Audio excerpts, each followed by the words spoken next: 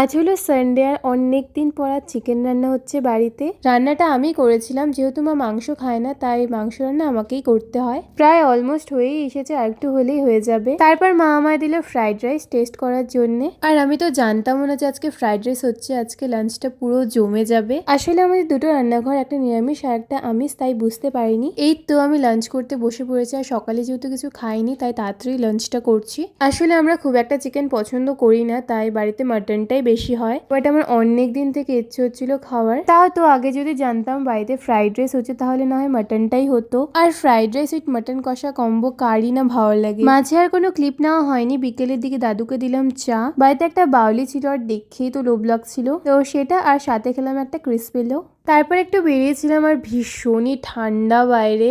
এরপর চোখে পড়লো একটা বিয়ে বাড়ি, মানে বধূবরণ হচ্ছিল আর কি। তো সেটা দেখতে দেখতে আমি বাড়ি আসি। আর বাড়ি এসে বানালাম আমি রামেন। এই চিজ ফ্লেভারটা আমার ফেভারিট। তো এটাই ছিল আজকের আমার ডিনার।